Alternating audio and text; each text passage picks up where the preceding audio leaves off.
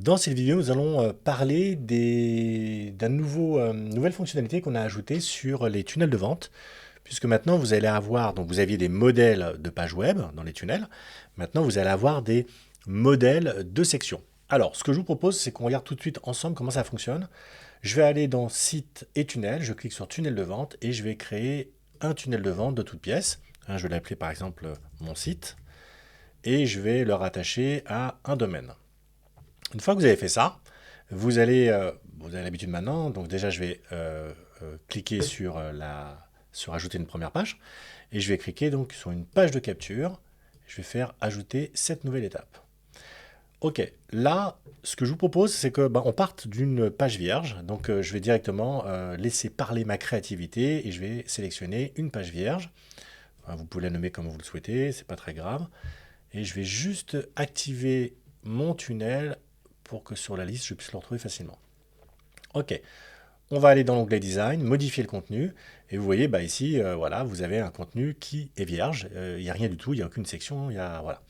Donc là, le système va me proposer de créer une section, donc ajouter une section, et la différence de ce que vous aviez avant, c'est que maintenant vous avez une modèle qui apparaît avec un certain nombre de bibliothèques, de modèles de sections. Alors vous avez des modèles sur les pieds de page, sur les menus, sur l'équipe, sur l'appel à l'action, sur les vidéos, sur les services, sur les textes et sur les blocs, ce qu'on appelle Heroes, c'est les blocs de présentation. Alors, pourquoi c'est intéressant?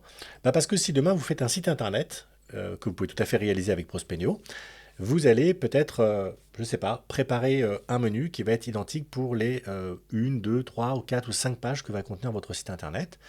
Et puis, l'idée, c'est que comme vous ne savez pas un peu comment faire, vous allez pouvoir choisir, par exemple, là, on a mis 3 menus, vous allez pouvoir choisir parmi ces 3 menus.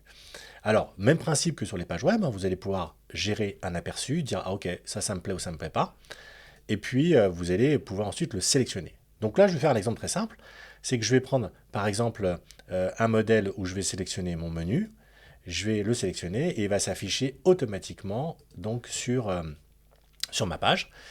Et puis maintenant, je vais faire exactement la même chose, c'est que je vais ajouter une section qui, elle, va être le footer. Donc je vais aller directement sur pied de page dans mon modèle, et puis je vais choisir un footer. Donc là, j'ai un footer qui me plaît bien, je vais les faire sélectionner, et il s'est affiché directement sur ma page. Donc là, ce qui est super pratique, c'est que en un clic, j'ai créé un menu, j'ai ensuite créé un footer, et donc je vais pouvoir maintenant, sans trop me prendre la tête, juste les personnaliser à ce niveau-là. Ce que je peux aussi faire, c'est, ok, là j'ai ajouté mon footer, et puis ce que je souhaite, c'est de rattacher mes URL, par exemple sur mon menu, pareil pour mon footer, et puis imaginons que par exemple, vous souhaitiez enregistrer tout ce que vous venez de faire. C'est tout à fait possible aussi. C'est-à-dire que vous allez pouvoir, par exemple, dire, tiens, le menu, j'ai quand même, je sais pas moi, une dizaine de liens. Dans mon footer, pareil.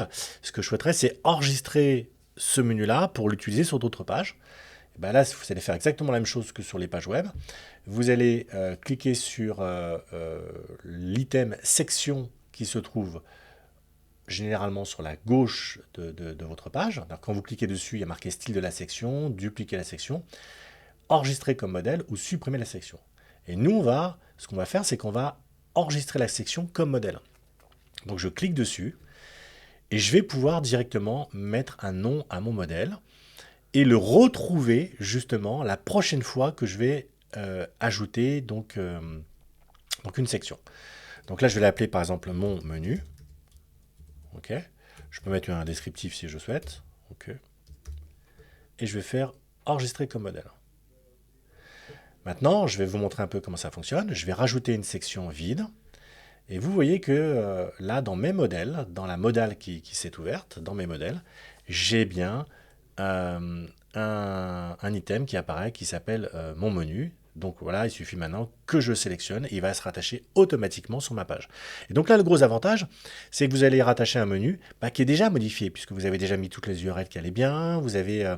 voilà, donc vous n'avez pas besoin forcément, à chaque fois que vous allez partir du modèle, renseigner systématiquement l'URL pour le menu 1, le menu 2 de la page 2, etc., etc.